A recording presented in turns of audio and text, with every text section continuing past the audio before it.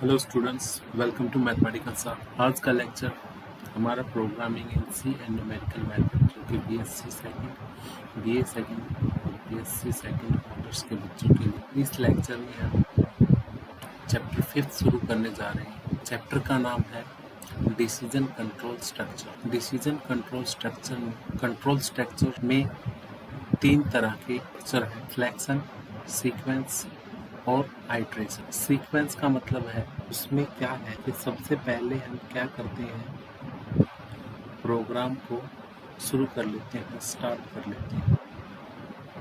Start programme जब भी करेंगे तो हम क्या करेंगे, इस पेज को स्टार्ट कर लें। स्टार्ट करने के बाद यहाँ पे कोई इंस्ट्रक्शन होगी, रेक्टेंगल इंस्ट्रक्शन, फिर उसके बाद एक और इंस्ट्रक्शन होगी, इंस्ट्रक्शन, फिर उसके बाद कई सारी इंस्ट्रक्शंस। आफ्टर दैट जो प्रोग्राम स्टॉप हो गया, इंस्ट्रक्शन 1, इंस्ट्रक्शन 2, इंस्ट्रक्शन एंड। तो इसमें क्या है, सीक्वेंस टाइप का जो भी स्ट्रक्चर है उसमें सबसे पहले प्रोग्राम स्टार्ट होगा, उसके बाद पहली इंस्ट्रक्शन एग्जीक्यूट होगी। पहली इंस्ट्रक्शन एग्जीक्यूट होने के बाद जब ये एंड हो जाएगी, ये इंस्ट्रक्शन एंड हो जाएगी, उसके बाद दूसरी इंस्ट्रक्शन एग्जीक्यूट होगी, उसके बाद तीसरी, up to and so on. जो nth इंस्ट्रक्शन है वो एग्जीक्यूट हो जाएगी, उसके बाद जो प्रोग्राम है वो स्टॉप हो जाएगा। तो इस सीक्वेंस का मतलब क्या है कि जो स्टेप है प्रोग्राम के, जो इंस्ट्रक्शंस है वो step by step, 1 by 1 instruction execute होती रहे। तो इसको ये भी क्या कहता है, it is a simple control structure in a program. Program का क्या है, ये सिंपल कंट्रोल स्ट्रक्चर है। This program is divide into a set of instruction. इस प्रोग्राम को कैसे डिवाइड कर रखा है, सेट ऑफ इंस्ट्रक्शंस में डिवाइड कर रखा है, वेयर इस instruction has a specific task. हर एक इंस्ट्रक्शन का कोई ना कोई स्पेसिफिक टास्क होता है। The control passes sequentially from one instruction to another instruction। तो जो कंट्रोल है वो पास होता रहता है एक इंस्ट्रक्शन से दूसरी इंस्ट्रक्शन तक सीक्वेंसली।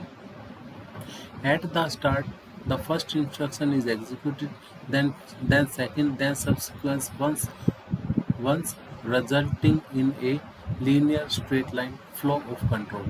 यानी कि शुरू होने के बाद पहली इंस्ट्रक्शन एग्जीक्यूट होती है, फिर दूसरी इंस्ट्रक्शन शुरू होती है, फिर उसके बाद सब सीक्वेंसेस जो है अपना रिजल्ट देना शुरू कर देती हैं। और in a linear straight line flow of control, linear straight line flow के हिसाब से ये जो मतलब एक के बाद सीक्वेंस टाइप ये अपना रिजल्ट देखती रहती है। तो इसके बाद जो है वो है सीक्वेंस के बाद सिलेक्शन। तो जो सिलेक्शन कंट्रोल स्ट्रक्चर है वो क्या है, उसके बारे में हम पढ़ लेते हैं। Selection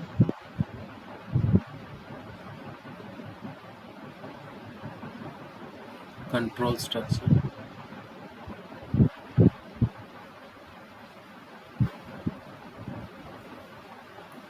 selection control structure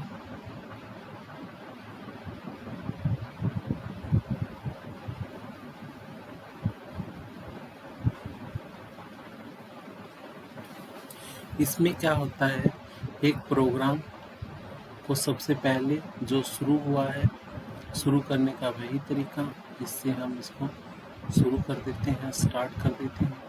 start करने के बाद क्या है, यहाँ पे कोई डिसीजन होगा, ठीक है।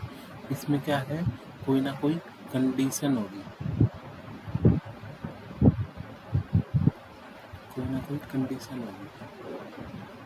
अगर वो कंडीशन यस यानी कि ट्रू होती है, ठीक है, अगर वो कंडीशन ट्रू होती है तो एक सेट ऑफ इंस्ट्रक्शन होगा, यहाँ पे कुछ इंस्ट्रक्शन का सेट होगा। कुछ इंस्ट्रक्शन का सेट होगा, वो सारी की सारी जो इंस्ट्रक्शन है वो एग्जीक्यूट हो जाएंगी।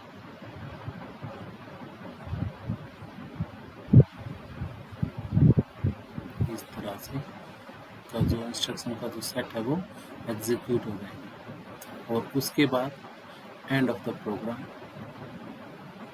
प्रोग्राम का एंड हो जाएगा। अगर वो गिवन कंडीशन ट्रू नहीं है, फॉल्स है वो, तो फिर क्या होगा, कुछ दूसरी इंस्ट्रक्शन का सेट होगा, वो सारी की सारी इंस्ट्रक्शन जो है वो एग्जीक्यूट हो जाएंगी। अगर मतलब ग्रुप ऑफ इंस्ट्रक्शन जो दूसरा है वो एग्जीक्यूट हो जाएगा और ये प्रोग्राम एंड हो जाएगा। इस तरह के जो कंट्रोल स्ट्रक्चर है इसको सिलेक्शन कंट्रोल स्ट्रक्चर या ब्रांचिंग कंट्रोल स्ट्रक्चर कहते हैं। इसमें क्या होता है, यहाँ पे इंस्ट्रक्शंस 1, इंस्ट्रक्शन 2, इंस्ट्रक्शन 3 और यहाँ पे इंस्ट्रक्शन n है। और इसकी जो है इंस्ट्रक्शन वो अलग इंस्ट्रक्शन है, पहली है, दूसरी है और यहाँ पे kth इंस्ट्रक्शन है। तो इसमें क्या है, स्टार्ट करेंगे कि कंडीशन होगी, कंडीशन को फ्लो चार्ट में शो कैसे करते हैं, एक डायमंड से इसको शो करते हैं। फिर अगर कंडीशन ट्रू होती है तो कुछ इंस्ट्रक्शन का ग्रुप एग्जीक्यूट हो जाएगा, प्रोग्राम स्टॉप हो जाएगा। अगर कंडीशन फॉल्स हो जाती है तो दूसरी इंस्ट्रक्शन का जो है ग्रुप होगा एक, वो एग्जीक्यूट हो जाएगा, प्रोग्राम स्टॉप हो जाएगा।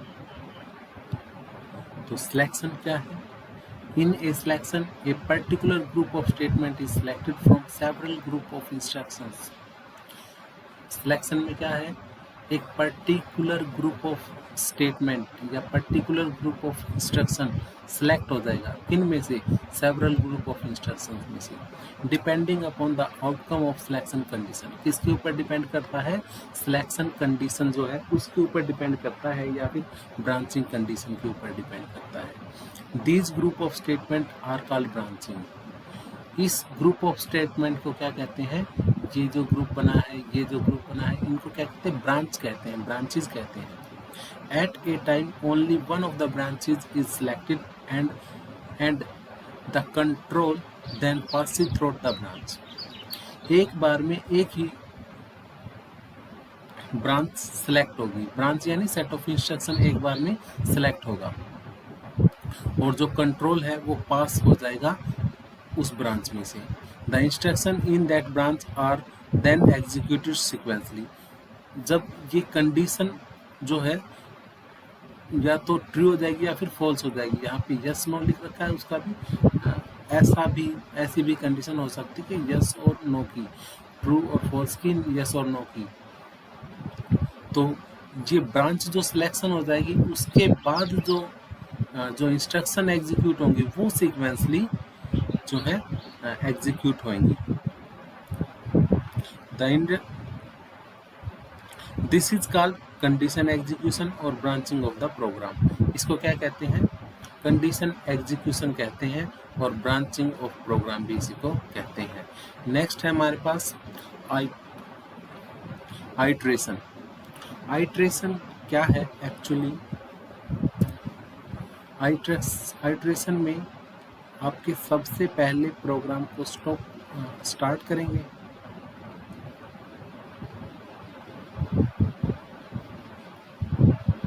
आइट्रेशन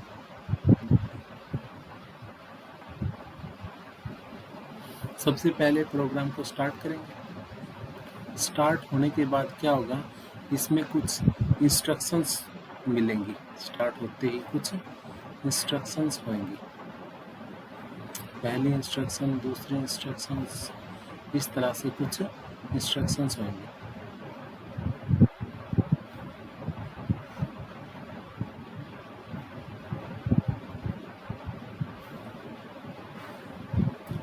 इंस्ट्रक्शंस के बाद जैसे ये इंस्ट्रक्शन 1 है, ये इंस्ट्रक्शंस 2 है, ये इंस्ट्रक्शंस 3 है, ये इंस्ट्रक्शंस आपके पास 4th इंस्ट्रक्शंस है। फिर इस इंस्ट्रक्शन के बाद क्या होगा, इस इंस्ट्रक्शन के बाद आपके पास कोई कंडीशन आएगी, कंडीशन डायमंड शेप में,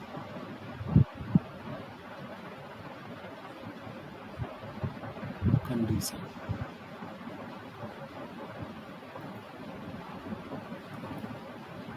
कंडीशन यदि ट्रू हो जाती है आपके पास, कंडीशन क्या हो जाती है, ट्रू हो जाती है। ट्रू होते ही जो ये सेट ऑफ इंस्ट्रक्शन जो अभी एग्जीक्यूट हुआ था ना, ये इसमें रिपीटिशन आ जाता है। Yes, condition is true.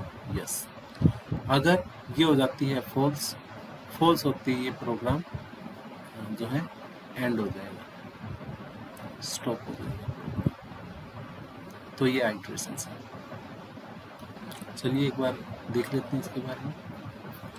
यहाँ पे फॉल्स या फिर यस लिखोगे तो नो लिखना पड़ेगा, ट्रू लिखोगे तो फिर फॉल्स लिखना पड़ेगा। तो क्या है, the repetition of group of instruction is called iteration. Group of instruction का रिपीटिशन यानी कि बार बार उसका रिपीट होते चला जाना, उसको क्या कहते हैं, आइटरेशन कहते हैं।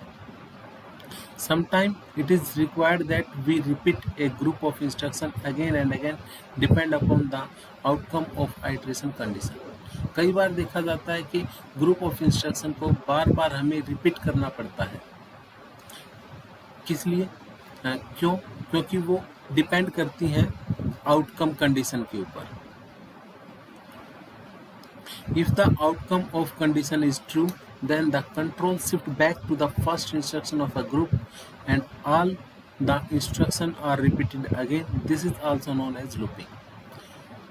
अगर जो कंडीशन है वो ट्रू हो जाती है, ट्रू होते ही जो कंट्रोल है वो शिफ्ट हो जाएगा कहाँ पे, फर्स्ट इंस्ट्रक्शन पे, ग्रुप की फर्स्ट इंस्ट्रक्शन पे ये शिफ्ट हो जाएगा और सीक्वेंसली दोबारा से ये रिपीट हो जाएगा। और इसी को क्या कहते हैं, इसी को हम लूपिंग भी कहते हैं। तो ये यहाँ पे आइटरेशन है। तो क्वेश्चन किस तरह से बन सकता है, क्वेश्चन बन सकता है कि what is structure language, also defined is controls, also defined control structure types. तो स्ट्रक्चर लैंग्वेज ये है आपके पास, क्या है, the language where program consist of block statement.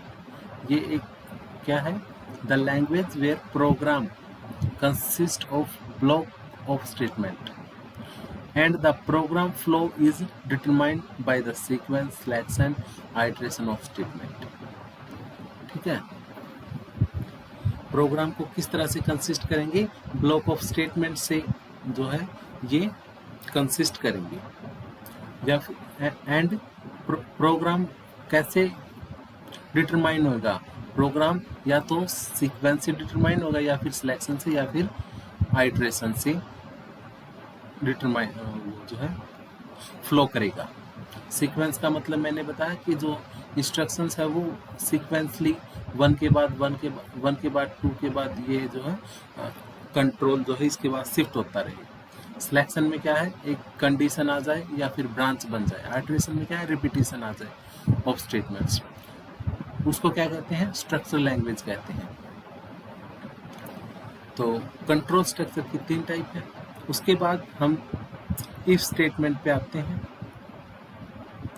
If statement क्या है, क्वेश्चन कैसे बन सकते हैं, what is if statement. Question बन सकता है what is if statement.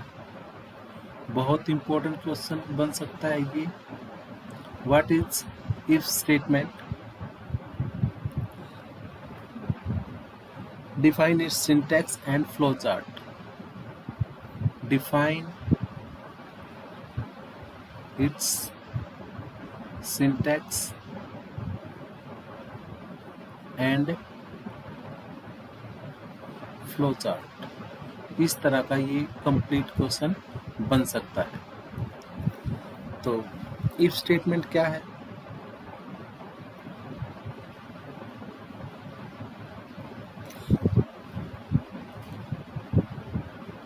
If statement is used, if statement is used where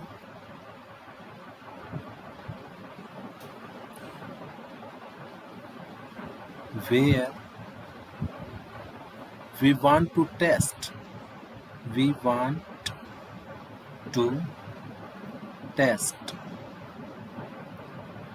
a condition,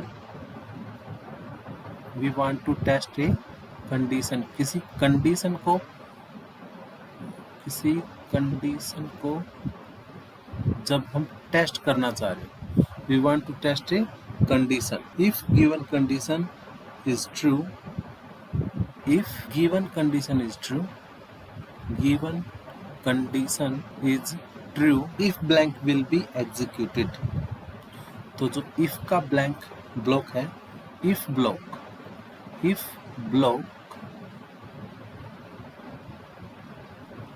will be executed, if block will be executed,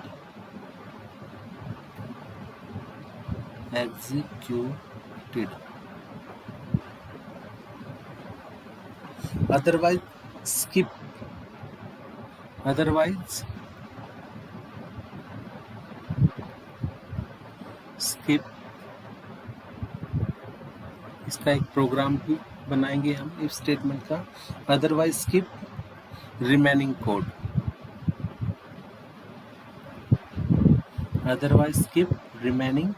code, तो ये इफ स्टेटमेंट है।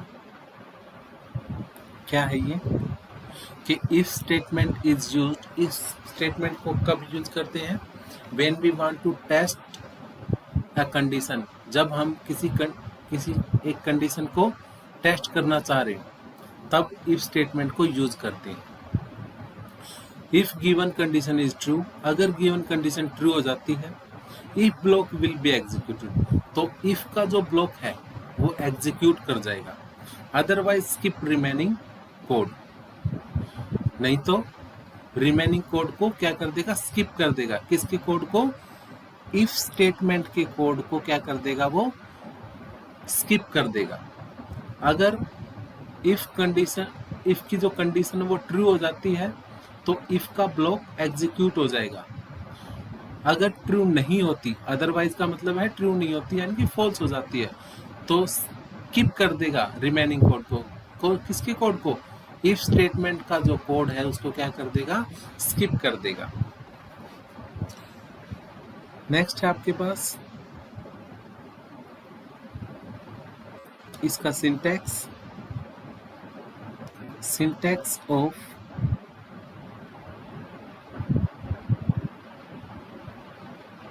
If statement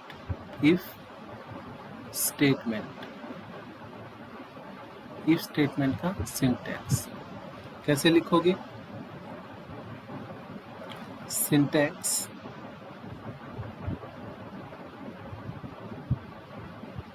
if लिखोगे सबसे पहले, if, फिर पैरेंथेसिस यूज करोगे और parenthesis के अंदर क्या लिखोगे? कंडीशन। पैरेंथेसिस के अंदर क्या लिखोगे? कंडीशन। इफ लिखोगे, इफ लिखने के बाद पैरेंथेसिस में क्या लिखोगे? कंडीशन। कंडीशन वो कैसी भी हो सकती है, एग्जाम्पल से समझाएंगे। फिर जो ये इफ स्टेटमेंट है इसकी हम क्या करेंगे? बॉडी बनाएंगे। बॉडी बनाने के लिए क्या करेंगे? जो मिडिल ब्रैकेट है या फिर करली ब्रैकेट है उनसे ओपन करली ब्रैकेट यहाँ लगाएंगे और यहाँ पे क्लोज करली ब्रैकेट लगाएंगे। फिर उसके बाद क्या लिखेंगे? स्टेटमेंट लिख देंगे। यहाँ पे जो भी स्टेटमेंट है वो लिख देंगे। स्टेटमेंट स्कैन ऐप में हमें देनी है या फिर प्रिंट ऐप में हमें देनी है, और फिर सेमी कॉलम लगा देंगे। एक बात हमें ध्यान रखनी है कि जो इफ के बाद कंडीशन लिखी है उसके बाद यहाँ पे सेमीकोलन नहीं लगाए हैं, और जो स्टेटमेंट है उसको किसके अंदर लिखना है, करली ब्रेकर्स के अंदर लिखना है। तो ये सिंटैक्स हो गया। अगर स्टेटमेंट सिर्फ एक ही स्टेटमेंट है इफ कंडीशन में, तो ये करली ब्रैकेट आप हटा भी सकते हो। इनको क्या कर सकते हो, हटा सकते हो। यहाँ से इसको भी हटा सकते हो और इसको भी हटा सकते हो। अगर स्टेटमेंट सिर्फ एक स्टेटमेंट है इफ स्टेटमेंट में अगर सिर्फ एक ही स्टेटमेंट है तो आप करली ब्रैकेट को हटा सकते हो। अगर इसमें एक से ज़्यादा स्टेटमेंट है इफ स्टेटमेंट में, तो आपको ये करली ब्रैकेट्स लगानी पड़ेगी। तो फिर एक इसका हम फ्लो चार्ट देख लेते हैं। नेक्स्ट सिंटैक्स के बाद इसका जो है फ्लो चार्ट देख लेते हैं। Flow chart of if statement, flow chart of if statement का फ्लो चार्ट। सबसे पहले क्या करेंगे, प्रोग्राम को स्टार्ट करना है। इस सिंबल के साथ हम स्टार्ट कर देते हैं। स्टार्ट करने के बाद क्या करेंगे, इफ की कंडीशन आ जाएगी। सबसे पहले इफ की कंडीशन आ जाएगी। कंडीशन अगर तो वो है ट्रू, अगर कंडीशन जो है क्या है, ट्रू हो जाती है, तो जो स्टेटमेंट का ब्लॉक वो एग्जीक्यूट हो जाएगा। स्टेटमेंट ब्लॉक एग्जीक्यूट हो जाएगा और जो प्रोग्राम है वो एंड हो जाएगा। End of a program. Stop कर लो, स्टार्ट किया। अगर कंडीशन फॉल्स हो जाती तो ये प्रोग्राम सीधा स्टॉप हो जाएगा, एंड हो जाएगा। फॉल्स के केस, यही तो इफ की डेफिनेशन थी। कंडीशन के बाद अगर ट्रू हो जाता है तो स्टेटमेंट चल जाती है, नहीं तो इस स्टेटमेंट को क्या कर देगा, वो स्किप कर देगा। कंडीशन फॉल्स होती है, स्टॉप हो जाएगा।